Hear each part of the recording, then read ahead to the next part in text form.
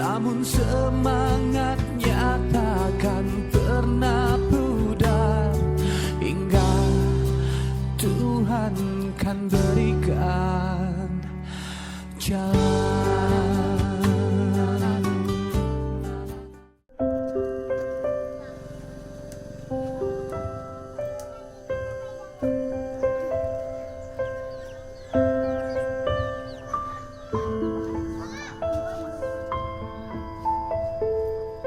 Di usia yang begitu belia, memang baru sedikit pelajaran kehidupan yang bisa dipetik kedua kakak beradik ini.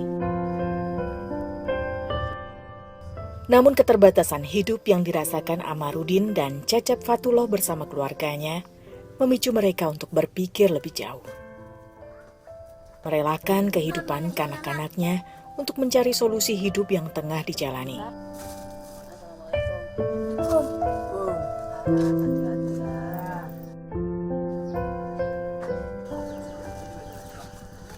Karenanya kedua saudara ini tak segan membawa dan menjajakan bubur ganyol buatan sang ibu untuk dijajakan di sekolah. Namun karena saat ini Amar sedang mengikuti persiapan ujian kelulusan sekolah dasar, maka Cecep seorang dirilah yang menjajakan bubur ganyol.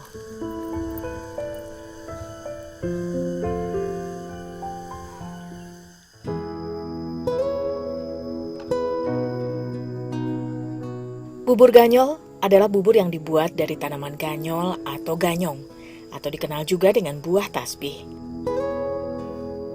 Tanaman asli Amerika Selatan ini dapat tumbuh di mana saja, baik di dataran tinggi maupun rendah. Baik yang sengaja ditanam sebagai tanaman budidaya maupun tanaman yang tumbuh liar. Mencari ganyol adalah tugas sang ayah, Khairudin. Jika tak ada permintaan sebagai kuli cangkul, juga buruh angkut kayu, lelaki 45 tahun ini bergegas mencari ganyol liar yang banyak tumbuh di hutan sekitar kampung mereka.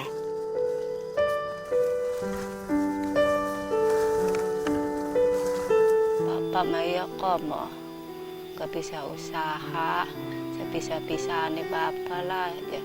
Ada kuli macul, ada kuli macul, munggah kayu gitu bapak mah. Bisa Setiap hari Minggu suka bantuin bapak cari ganyol. Jauh mah capek, kalau deket enggak. Ganyol termasuk tanaman yang kaya akan manfaat, karena hampir seluruh bagian pohonnya dapat dimanfaatkan. Selain umbinya yang bisa dimakan, rimpang bunga tasbih dipercaya bermanfaat untuk menghilangkan berbagai masalah kewanitaan. Sedangkan bunganya bisa dimanfaatkan untuk menghentikan pendarahan.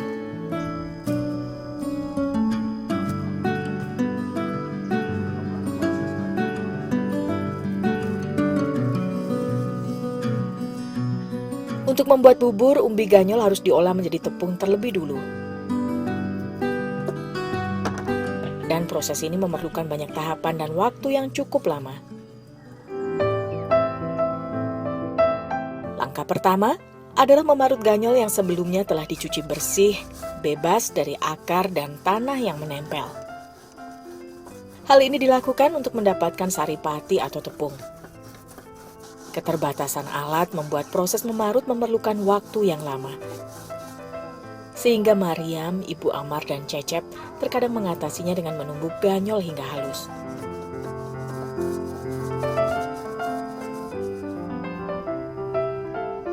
Langkah selanjutnya adalah memisahkan saripati ganyol dari serat-seratnya.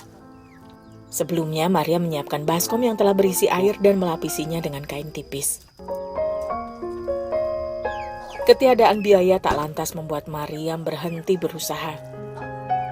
Meski dengan peralatan yang terbatas, Mariam tetap berusaha mempersiapkan segala sesuatunya dengan maksimal. Karena mengandalkan ketersediaan dari alam, bahan baku ganyol tak selalu dapat tersedia setiap hari. Sehingga terkadang upaya yang dilakukan untuk mendapatkan ganyol tak sebanding dengan tepung yang berhasil diperoleh. Untuk mendapatkan 1 kilogram tepung atau pati ganyol, Mariam harus memiliki persediaan sekitar 5 kilogram umbi ganyol. Untuk mendapatkan saripati ganyol dengan maksimal, ia harus memeras serat atau ampas ganyol berulang kali hingga air hasil perasannya berubah jernih. Air perasan ini kemudian diendapkan selama 24 jam hingga tepung mengendap dengan sempurna dan terpisah dari air.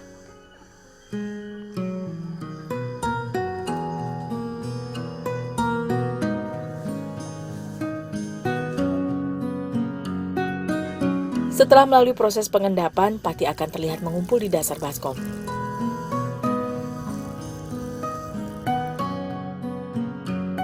Endapan ini kemudian dijemur untuk mendapatkan tepung ganyol.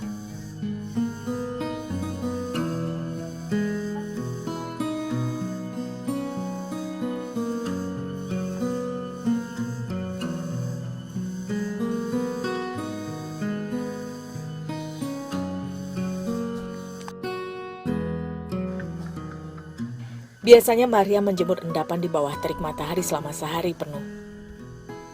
Namun jika cuaca mendung, ia memerlukan waktu lebih dari 2 hari lamanya.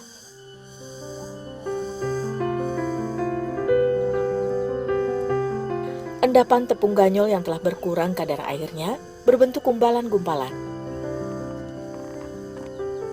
Sehingga Mariam harus meremas gumpalan tepung sampai menjadi butiran halus secara manual.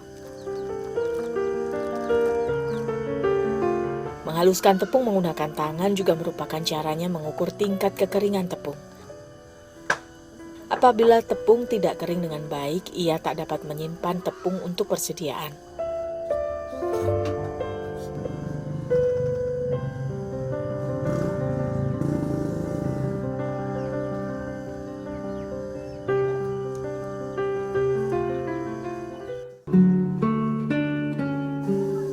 Bagi Mariam, mengolah tepung ganyol menjadi bubur adalah satu hal yang paling memungkinkan untuk ia lakukan. Karena membuat bubur tidak memerlukan banyak bahan pelengkap, hanya gula merah dan santan kental saja. Pada tahap awal mengolah bubur ganyol, air, santan kental, dan gula merah dilarutkan secara bersama-sama dan dimasak sekaligus hingga mendidih.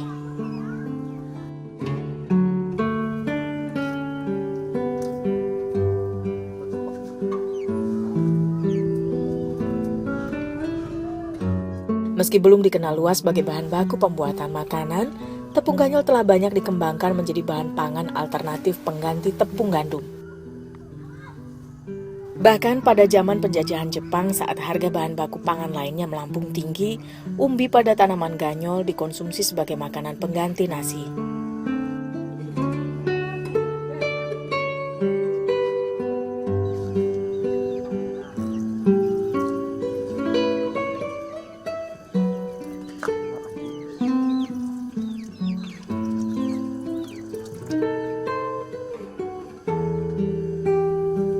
Sama seperti tepung pada umumnya, pati ganyol yang terkena panas api tidak dapat dibiarkan tanpa diaduk. Karena jika dibiarkan saja, maka tepungnya akan menggumpal dan gosong. Dalam beberapa penelitian disebutkan bahwa kandungan fosfor dan kalsium yang terdapat pada ganyol cukup tinggi nilainya dibandingkan dengan yang terdapat pada ubi, jagung, dan juga kentang. Meskipun dikonsumsi dalam bentuk tepung atau olahan lainnya, kandungan gizi yang terdapat pada ganyol tetap tidak berkurang. Karena itu para ahli gizi mengemukakan bahwa ganyong bisa digunakan sebagai makanan bagi balita yang mengalami masalah gizi buruk.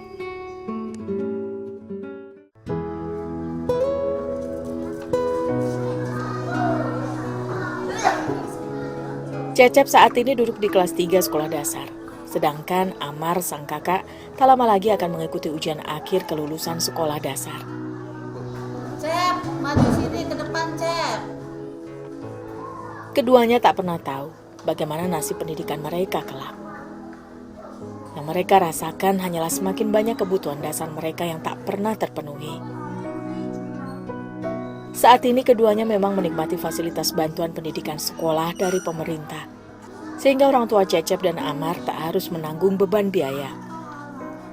Namun berbagai perangkat keperluan sekolah lainnya menjadi beban yang tak mampu mereka pikul. Sejak kami sepatu kelas 6, Karena udah hancur, udah sobek. Kita buka sepatu teh isinya guru, isinya murid-murid, ledek baik.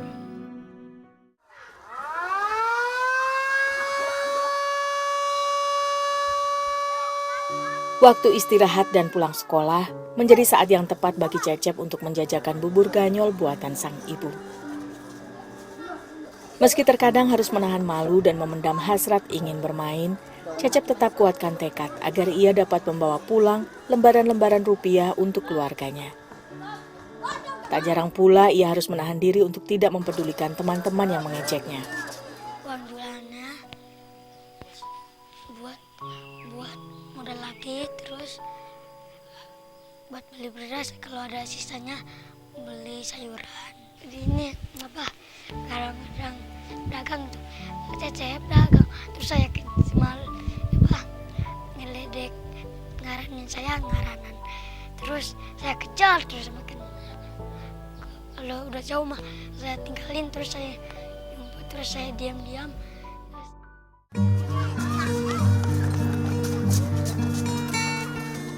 Saat duduk di bangku kelas 1, Ceceplah yang mendorong sang ibu untuk membuat makanan apa saja yang mungkin dapat ia jual dan menghasilkan uang.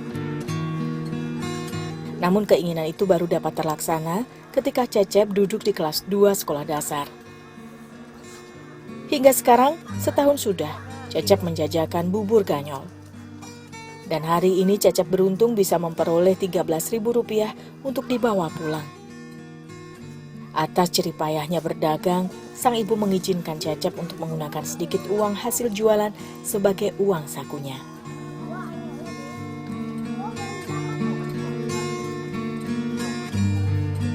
Kadang-kadang mah kalau nggak punya uang terus dagang, kalau udah punya udah habis saya ngambil 1.000, kadang-kadang 2.000.